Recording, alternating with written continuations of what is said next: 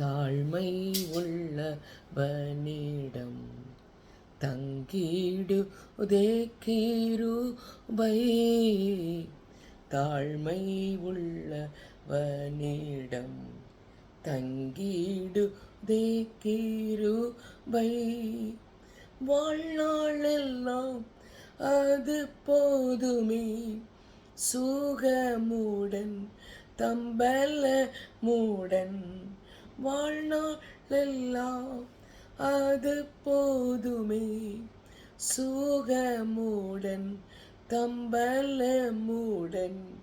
சேவை செய்ய கிருபை தாருமே, சேவை செய்ய கிருபை தாருமே. நிர்மூலமாகாததும் நிற்பது மோக்கிருபை. நிர்மூலமாகாததும் நிற்பது மோக்கிருபை. நீசன் என் பாவம் நீங்கினதை நித்திய ஜீவன் பெற்று கொண்டேன். நீசன் என் பாவம் நீங்கினதை நித்திய ஜீவன் பெற்று கொண்டேன். காத்து கொள்ள கிருபை தாருமே, காத்து கொள்ள கிருபை தாருமே. தம் கிருபை பெரிதல்லோ என் ஜீவனிலும் அதே. இம்மட்டும் காத்ததுவே இன்னும் தேவை கிருபை தாருமே. எனக்கின்னும் தேவை கிருபை தாருமே. ஆமப்பா, உங்கள் கிருபைனாலே நாங்கள் இவ்வளவாய் கடந்து வந்திருக்கிறோம். உங்கள் கிருபைதான், உங்கள் இரக்கம்தான், உங்கள் தயவுதான் எங்களை இவ்வளவாய் பராமரிக்கிறது. உமக்கு நன்றி செலுத்துகிறோம், உமக்கு நன்றி செலுத்துகிறோம். இன்னும் ஒவ்வொரு நாளும் ஒவ்வொரு நிமிடமும் எங்களுக்கு கிருபையை தாங்க, எங்களுக்கு கிருபையை தாங்க. நாங்கள் உங்கள் கிருபைக்குள்ளே மறைந்து கொள்ளுவோம். சொல்லுவீங்களா? 100க்கு 100 உம்மையே நான் நம்புவேன். அற்புதம் செய்திடுங்க, அதிசயம் நடத்திடுங்க. 100க்கு 100 உம்மையே நான் நம்புவேன். அற்புதம் செய்திடுங்க, அதிசயம் நடத்திடுங்க. மனிதர்கள் முன்பாக தலை குனிந்து போகாமல் உதவி செய்திடுங்க, உயர்த்தி வச்சிடுங்க. மனிதர்கள் முன்பாக தலை குனிந்து போகாமல் உதவி செய்திடுங்க, உயர்த்தி வச்சிடுங்க. உம்மைத்தான் நான் நம்பியிருக்கேன். அற்புதங்கள் எனக்கு செய்யுங்கப்பா. உம்மைத்தான் நான் நம்பியிருக்கேன். அற்புதங்கள் எனக்கு செய்யுங்கப்பா. ஆராய்ந்து முடியாத அதிசயங்கள் செய்பவரே, அற்புதம் செய்திடுங்க, அதிசயம் நடத்திடுங்க. ஆராய்ந்து முடியாத அதிசயங்கள் செய்பவரே, அற்புதம் செய்திடுங்க, அதிசயம் நடத்திடுங்க. ரெட்டிப்பான நன்மையை தருவேன் என்று சொன்னீரே, இன்றைக்கே செய்திடுங்க, இப்பவே செய்திடுங்க. Thank you Lord. ரிபர ஷதனமா, ரிபல ஷதனமா, ஓ ரபல ஷதனமா, ரிதனம ரபதனமா. உமைத்தான் நான் நம்பியிருக்கேன். ரீதனமா, ஓ ரதனா, உம்மைத்தான் நான் நம்பியிருக்கிறேன். அற்புதங்கள் எனக்கு செய்யுங்கப்பா.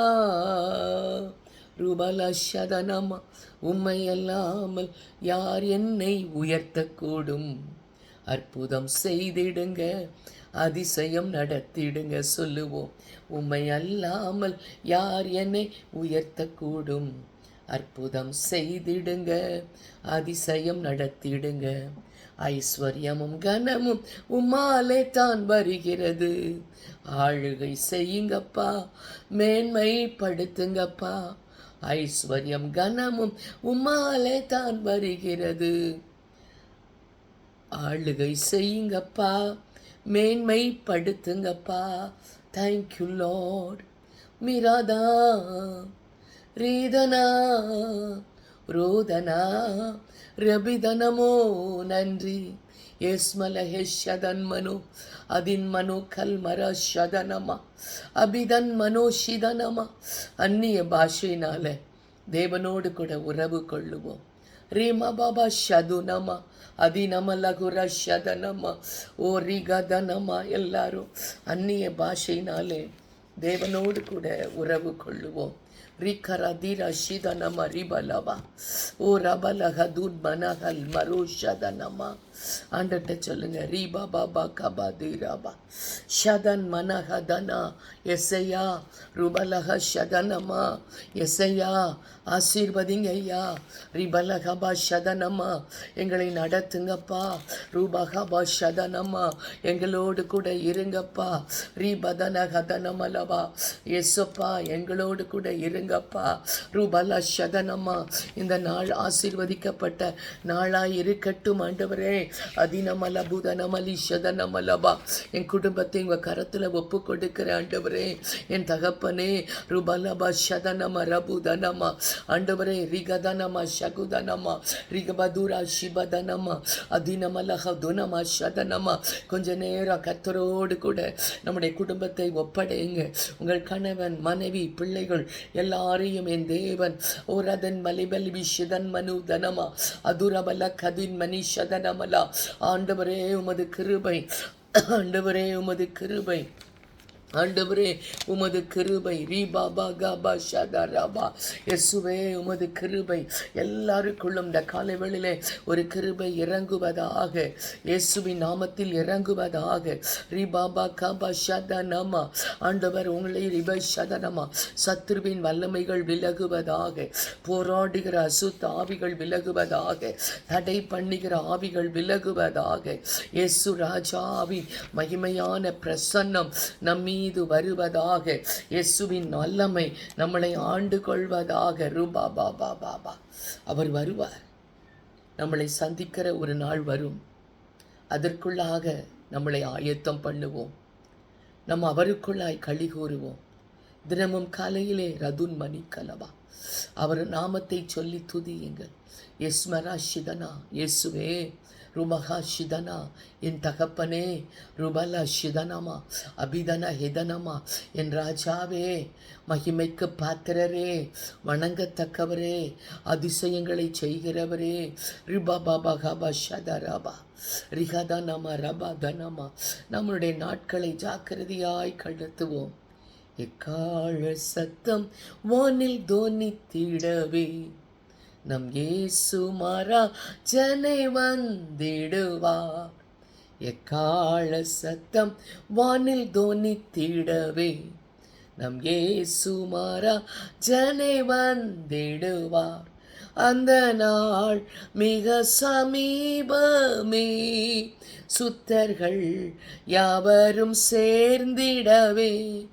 அந்த நாள் மிக சமீபமே, சுத்தர்கள் யாவரும் போற்றிடவே. தேவ எக்காலம் வானில் முழங்க, தேவாதி தேவனை தரிசிப்போமே. எக்கால சத்தம் வானில் தொனித்திடவே நம் இயேசு மாறா ஜனை வந்திடுவார். வானமும் பூமியும் வாரிடினும் வல்லவர் வாக்குத்தம் மாறிடாதே. வானமும் பூமியும் மாறிடினும் வல்லவர் வாக்குத்தம் மாறிடாதே. தேவதூதர் பாடல் தொனிக்க தேவன் அவரையே தரிசிப்போமே. ரபாரதன் மாரதன் மாரதனா ரிதன் மனராதன ராதனமா உராதன சாதன ரீதனமா ருபாதன ராதன ராதனமா. ஹல்லேலூயா ஹல்லேலூயா ஹல்லேலூயா. ரபலா திரபா ஷதனம ரிபதனமோ அபிதனம் அல்மெல்லா ஷதனா. உமக்கு நன்றி அப்பா, உமக்கு நன்றி அப்பா. இன்னைக்கு வந்திருந்த ஒவ்வொருவரையும், வந்திருக்கிற ஒவ்வொருவரையும் ஆவிக்குள்ளா இழுத்து கொள்ளுங்கப்பா, ஆவியினால் பலப்படுத்துங்கப்பா. இவங்க காரியங்கள் எல்லாம் நீங்கள் கையெடுங்கப்பா, உங்கள் கையில் எடுக்கப்படட்டும்ப்பா. இயேசுவே, எல்லாவற்றையும் நீர் மாற்றி கொடுத்து அற்புத சாட்சியாய் நீர் மகிமைப்படும்படியாய் ஜெபிக்கிறேன் பிதாவே. இன்னைக்கு வந்திருக்கிற ஒவ்வொருவரையும் ஆசீர்வதிப்பீராக. God bless you. இன்றைக்கு கர்த்தருடைய சமூகத்தில் இணைந்திருக்கிற நீங்கள் பாக்கியவான்கள். அவருடைய பிரசன்னம், அவருடைய ஆளுகை நம் மீது கடந்து வந்திருக்கிறது. அன்பானவர்களே, நேற்று நம்ம ரோமர் புத்தகம் 5வது அதிகாரம், அதாவது 7வது வசனம் முடித்து 8வது வசனத்துக்குள் இன்னைக்கு பிரவேசிக்க இருக்கிறோம்.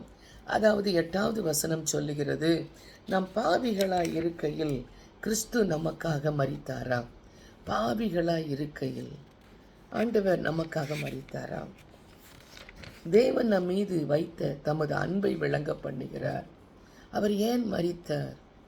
நம்ம பாவியாகவே மரித்து நரகம் பெயர விடக்கூடாது என்பதற்காக தன் அன்பை அவர் வெளிப்படுத்துகிறார். தன்னுடைய உங்களை நேசிக்கிறதை அவர் நிரூபிக்கிறார். ஏன்னா நம்மளுக்காக உதவி செய்ய இந்த உலகத்தில் யாருமே இல்லை அவரை தவிர.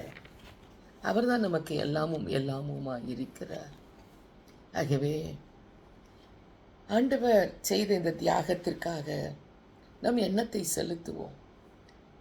பலனற்றவர்களாய் இருக்கும்போது தான், நம்மை நாமே ரட்சித்து கொள்ள திராணி இல்லாமல் இருக்கும்போது தானே, பாவியாய் இருக்கும்போது தானே, தேவனுக்கு சத்துருவாய் நாம் இருக்கும்போது கிறிஸ்து நமக்காக மரித்தார். அவர் அன்புள்ள தெய்வம். இயேசு அன்புள்ளவர். இயேசு என்னை நேசிக்கிறவர். என்னுடைய காரியத்தெல்லாம் தன் கரத்தில் எடுத்து எல்லாவற்றையும் எனக்காக செய்து முடிக்கிறவர். இப்படியே சொல்லிகிட்டே இருந்தீங்கன்னா தேவனுடைய கிரியைகளை நீங்கள் பார்க்க முடியும். அதுக்கப்புறம் அடுத்த வசனம் சொல்லுகிறது, இப்படி நாம் அவருடைய இரத்தத்தினாலே நீதிமான்களாக்கப்பட்டிருக்க கோபாக்கினைக்கு நீங்களாக அவராலே நாம் ரட்சிக்கப்படுவது அதிக நிச்சயம் அல்லவா?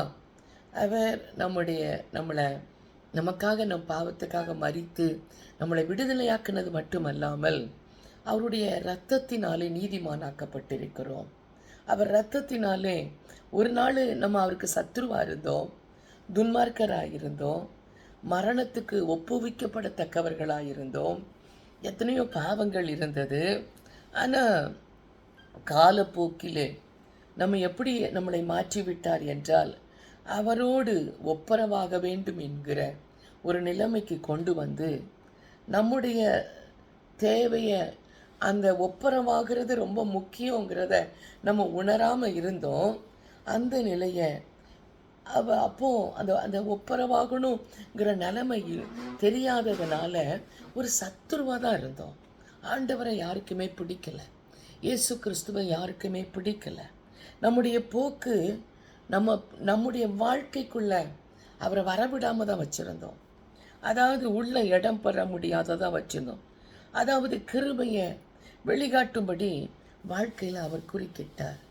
நமக்கு பதில் அவர் என்ன செஞ்சார்னா, பரிசுத்தராய் இருந்த அவர் தேவனிடத்திலே நாம் பரிசுத்தமாய் மாறணும், தேவனிடத்தில் நம்ம போய் சேரணுங்கிறதுக்காக அவர் என்ன செய்தார் என்றால், நம்மை தன்னுடைய விலைக்கிரயம் கொடுத்து நாம் அவரோடு கூட வாழத்தக்கதாக ஒரு ஒப்புரவாக்குதலை கொடுத்தார். அது எப்படின்னா, அது கல்வாரியில் அவர் தன் இரத்தத்தை சிந்தினது, அவர் பட்ட பாடுகள், அவர் நமக்காய் செய்த தியாகம், அவர் கெட்சமனை தோட்டத்தில் கதறி அழுதது, அவர் சத்தத்தை ரொம்ப கேட்டாலே மனமெல்லாம் ஆடுற மாதிரி ஒரு காரியம். அதில் தான் ஒரு பாட்டு சொல்லுது பாருங்க, கல்வாரி அன்பை எண்ணிடும் வேளை கண்கள் கலங்கிடுதே, கர்த்தாவும் பாடுகள் இப்போதும் நினைத்தால் நெஞ்சம் நெகிழ்ந்திடுதே, கெட்சமனே பூங்காவினில் கதறி அழும் ஓசை, கெட்சமனே பூங்காவினில் கதறி அழும் ஓசை எத்தீசையும் தொனிக்கின்றதே, எங்கள் மனம் திகைக்கின்றதே, கண்கள் கலங்கிடுதே, கண்கள் கலங்கிடுதே, ரீதனராதோ ரீதன் மரான ரீதானராதனமா ஓ ரீதன் மான ரபுதானரான ரீதான ராதனமா ரிமன ஷதன ரிபல ஷதனமா ஓ ரீதனமன ஷதனமா ஓ ரீதனமா ரபுதனம ஷதனமாரா.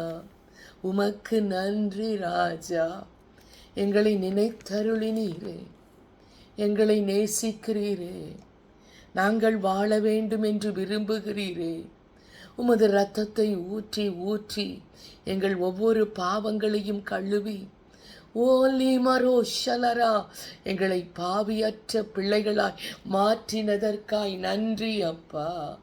ஓ ரபஹா ஷதனா, நாம் வாழ வேண்டும் என்பதற்காக தான், நம்ம பரலோகத்தில் அவர் அருகில் நிற்க வேண்டும் என்பதற்காக தான். நம்மளுக்கு இதை யாருமே செய்து கொடுக்காதத அவர்தான் செய்து கொடுத்தார். அவர் இல்லாவிட்டால் நம்ம இப்போ இந்த நிலைமைக்கு இருந்திருக்க மாட்டோம். உங்கள் வாழ்க்கையில் அது இல்லை இது இல்லை அப்படின்னு நினைக்கிறத காட்டிலும் இதை பெறதுக்கு நான் தகுதி இல்லாதவன் தானே, இப்படிப்பட்ட ஒரு வாழ்க்கை வாழ எனக்கு அவருடைய பாடுகளை நான் தியானிக்கும் போது ரொம்ப ஆச்சரியமாக இருக்கும், ரொம்ப ஆச்சரியமாக இருக்கும். அந்த அவர் உடம்பு பூரா வருத்தம், வலி, வேதனை, அதனால மனசு அப்படியே உள்ள சோர்ந்து போயிருக்கு, வலியை தாங்க முடியல, கத்துனாலும் ஆறுதலுக்கு ஆள் இல்லை. அவர் யார்கிட்ட சொல்லுவார், அப்பாவை பார்க்குறாரு, அப்பா அப்பா அப்பா, பிதாவே பிதாவே. இப்போ பாருங்க, வருத்தம் அதிகமாகிவிட்டால், வேதனை அதிகமாகிவிட்டால் நம்ம கட்டாயம் நம்முடைய வருத்தம் வேதனையை சொல்லி தான் ஆகணும். அவர் சொல்ல சொல்ல வேத்து வேத்து வேத்து வேத்து கொட்டுது, அப்படியே வேர்வை, அப்படியே கொஞ்ச நேரத்தில் வேர்வை தண்ணி முடிஞ்சு அந்த ரத்தம் வேர்வையாய், வேர்வைக்கு பதிலாக ரத்தம் வருது, அந்த ரத்தம் வருகிறது. அவர் அந்த கெட்சமனை தோட்டத்தில் வேதத்தில் 3 முறை அப்படியே தாழ விழுந்து, முகங்குப்புற விழுந்து ஆண்டவர் சமூகத்தில் வேண்டுறார், எப்படியாவது எனக்கு அப்பா ஒரு அற்புதம் செய்வார் அந்த நம்பிக்கையோடு. அவரை மனுஷங்க தேற்றுறதுக்கு யாருமே இல்லை, கூட சீஷர்கள் வந்தாங்க தான், ஆனால் அவங்களோ உறங்கி கொண்டிருக்கிறார்கள். பாருங்க, எதுக்காக இவ்வளோ பாடு? நம்ம பாடு சின்ன பாடுதாங்க, ஆனால் அந்த கான்செப்டை நம்ம ஃபாலோ பண்ண மாட்டோம். தேகமெல்லாம் வருந்தி சோகமடைந்தவராய்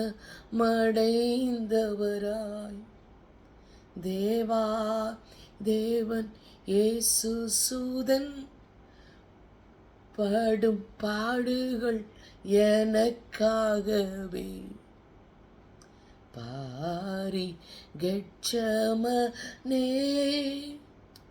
பூங்காவில் என் நேசரையே பாவி எனக்காய் வேண்டுதல் செய்திடும் சத்தம் தோனி தீடுதே. அவர் சத்தம் நம்ம மனசுக்குள்ளிருந்து வெடிக்கணும். அவர் சத்தம், அவர் கதர்ன மாதிரி நம்ம பிரச்சனை தீர்ந்து போகிற வரைக்கும் கதறணும். சும்மா ரொம்ப துக்கம் வர்ற மட்டுமல்ல, அவர் அந்த நிமிஷமே ஜெயம் எடுத்தார். தேவதூதன் இறங்கி வருகிறார், அவரை பலப்படுத்துகிறார். இப்படி அழுதுட்டு இருந்தா எப்படி நிறைவேற்றது தெய்வ திட்டத்தை? இப்படி பயந்து இப்படி சோர்ந்து போனா எப்படி அந்த சிலுவையை சுமக்கிறது? நீ நீ உன்னை ஆண்டு எதுக்காக அனுப்புனார்னு உனக்கு தெரியுமா? உங்கள் அப்பா அவர் சொல்கிறதெல்லாம் நிறைவேற்றி வருவேன்னு சொல்லி தானே ஆண்டவர் அனுப்புனாரு. நீ இப்படி சோர்ந்து போயிட்ட. பலனடை பலனடை பலனடை. அதான் 10வது வசனம் சொல்லுது, நாம் தேவனுக்கு சத்துருக்களாக இருக்கையில் அவருடைய குமாரனின் மரணத்தினாலே, பாருங்க, நம்ம சத்துருவா ஆயிட்டோன்னே அவரால் தாங்கிக்க முடியல. அதனால குமாரனை மரணத்துக்கு ஒப்பு கொடுத்து அனுப்புறார். அந்த ஒப்புரவாக்கப்பட்ட பின்பு அவருடைய ஜீவனாலே ரட்சிக்கப்படுவது அதிக நிச்சயம். யோசித்து பாருங்களேன், அவர் ஜீவனை கொடுத்த உடனே நம்ம கட்டாயம் ரட்சிப்படைவோம். அது மாத்திரமல்ல, இப்பொழுது ஒப்புரவாக்குதலை நமக்கு கிடைக்க பண்ணின நம்முடைய கர்த்தராகிய இயேசு கிறிஸ்து மூலமாய் நம்மை தேவனை பற்றி மேன்மை பாராட்டுகிறோம். இப்போ பாருங்க, அந்த அவர் ரத்தம் சிந்தி தன்னை எல்லாத்தையும் நமக்காக ஒப்பு கொடுத்தோடனே அந்த அந்த விடுதலை வருகிறது. தேவனுக்கும் நமக்கும் ஒரு ஐக்கியம் வருது. அப்போது என்னை பொறுத்தவரையில் வேதம் சொல்லுகிறது, அவர்னால் மட்டும்தான் நம்மளை விடுவிக்க முடியும். அந்த ஒப்புரவாதி கிறிஸ்து மூலமாக மட்டும்தான் நம்ம மேன்மை பாராட்ட முடியும். அந்த நம் மேன்மை பாராட்டுவதற்கு இதுதான் ஒரு குறிப்பு. அந்த 11வது வசனத்துக்கு இது கர்த்தருடைய இயேசு கிறிஸ்து மூலமாக தேவனை பற்றும் மேன்மையை பாராட்டுவோம். நமக்கு அப்போ தான் 4 பேர்கிட்ட சொல்ல முடியும், என்னை காப்பாற்றினது உனக்கு யாரும் தெரியுமா? இந்த நிலைமையிலேருந்து தூக்கி எடுத்தது உனக்கு யாரும் தெரியுமா? நான் இப்போது பலனாக இருக்கிறது யாருடைய பலன் தெரியுமா? அது என்னுடைய பலன் அல்ல, அது தேவனுடைய பலன் அப்படின்னு சொல்லி நம்ம கர்த்தரை மகிமைப்படுத்தணும். அப்போ தான் மகிமை வரும். அன்பானவர்களே, ஆதாம் பாவத்தினால மரணம் அவரது குடும்பம் முழுவதும் வந்துடுச்சு, சந்ததியார் மூலம் வந்துடுச்சு. ஒரு சின்ன குழந்தை மறிச்சா அந்த குழந்தை பாவம் செஞ்சிச்சு, அதனால் மறிச்சிட்டு அப்படின்னு சொல்லக்கூடாது. அது ஆதாம் மனுகுலத்திற்கு ஆதாம் மூலமாய் வந்த ஒரு மரணம். அந்த குழந்தையும் அது ஆட்கொள்கிறது, அந்த குழந்தை மேலேயும் இறங்கிறது. அந்த 13ஆம் வசனம் சொல்லுது, நியாயப்பிரமாணம் கொடுக்கப்படுகிறதுக்கு முன் பாவம் உலகத்திலிருந்து இருந்தது. நியாயப்பிரமாணம் இல்லாதிருந்தால் பாவம் எண்ணப்பட மாட்டாது. அப்படி இருந்தும் மரணமானது ஆதாம் முதல் மோசே வரைக்கும் ஆதாமின் மீறுதல் கொப்பாய் பாவம் செய்தவர்களாயும் ஆட்கொண்டது. நான் என்ன சொல்கிறேன்னா, நியாய பிரமாணம் கொடுக்கப்படுறதுக்கு முன்னாடி பாவம் இருந்தது அப்படின்னு சொல்லப்படுகிறது.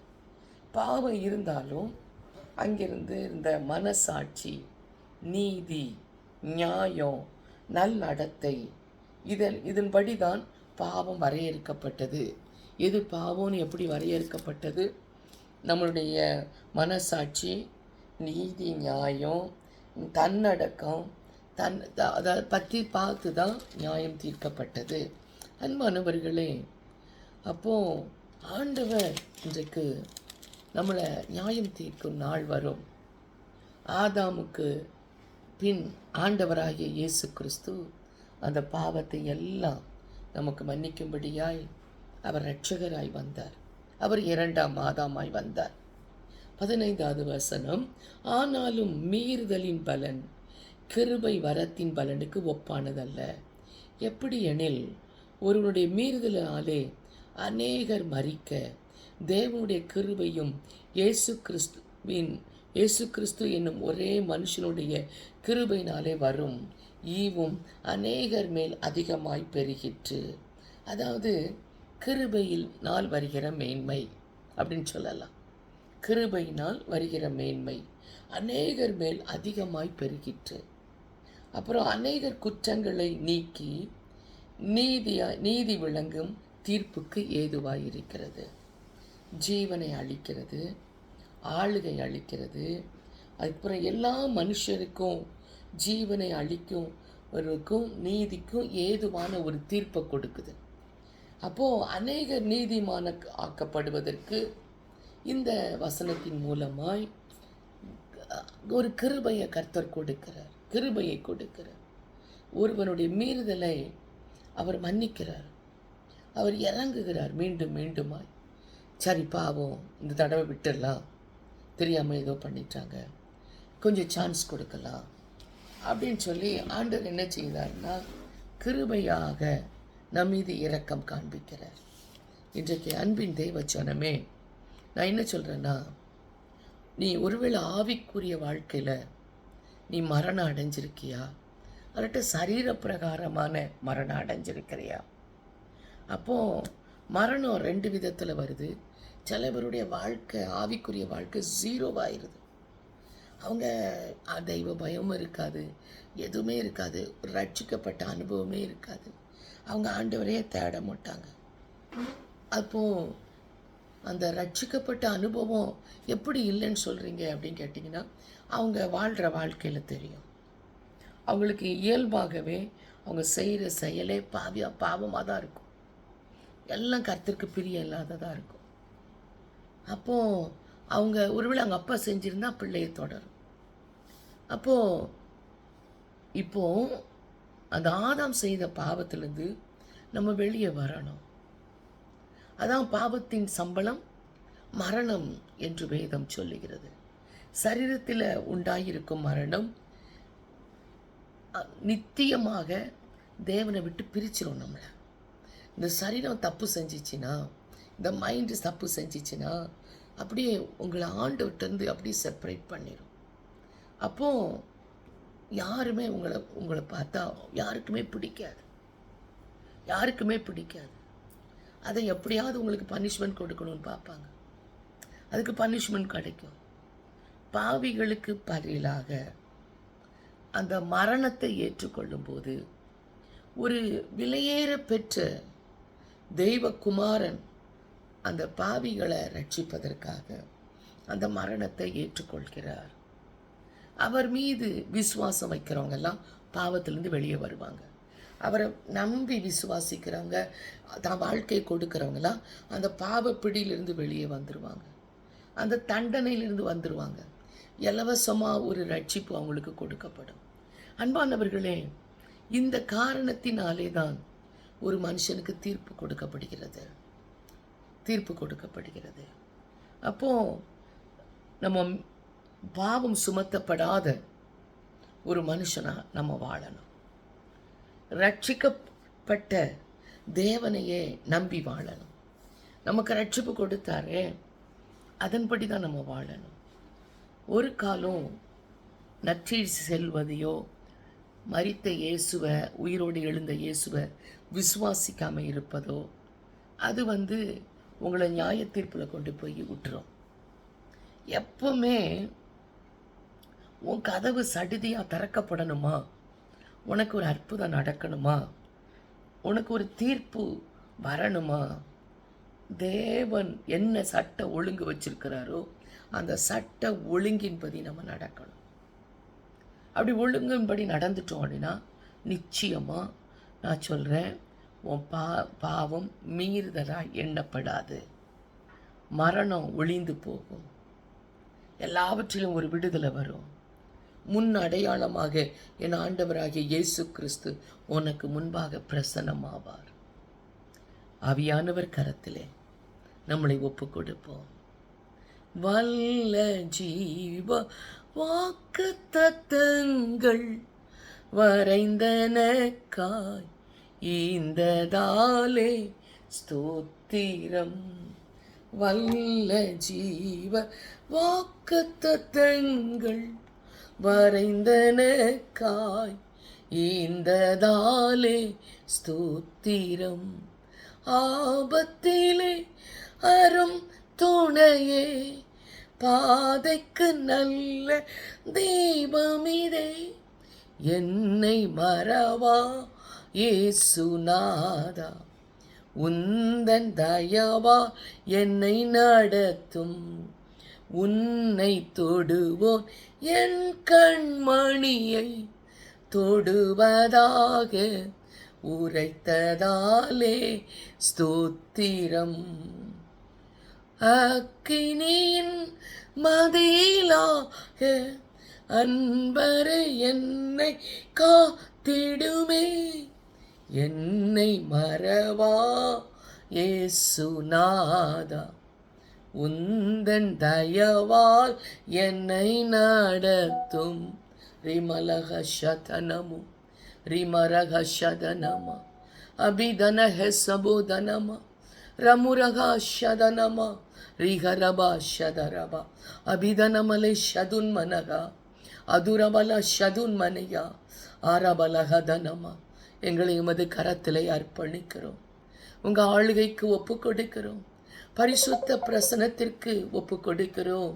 நீரே மகிமைப்படுவீராக, நீரே ஆண்டு கொள்வீராக, உமது பிரசனத்தினால் எங்களை நிரப்புவீராக, தெய்வ கிருபைக்குள்ளாய் மூடிக்கொள்வீராக. வந்திருந்த ஒவ்வொரு பிள்ளைகளுக்குள்ளாகவும் ஒரு தெய்வ சமாதானம் நிம்மதி வருவதாக, ஆறுதலை அடைய பண்ணுவீராக. பரிசுத்த ஆவியானவருடைய கரத்திலே முற்றுமாய் எங்களை அர்ப்பணிக்கிறோம் பிதாவே. மிபாதனா சிதனமலவா, ஒவ்வொருவருக்கும் இந்த கிருபையை கொடுத்து நீர் ஆசீர்வதித்து நீர் மகிமைப்படும். இயேசுவின் திருக்கரத்தில் எங்களை ஒப்பு கொடுக்கிறோம். இயேசுவின் நாமத்தில் ஜெபிக்கிறோம் பிதாவே, ஆமென். God bless you. மீண்டுமாய் நாம் செவ்வாய்க்கிழமை சந்திக்கலாம். அதுவரை கர்த்தர் உங்களோடு கூட இருப்பாராக. ஆமென்.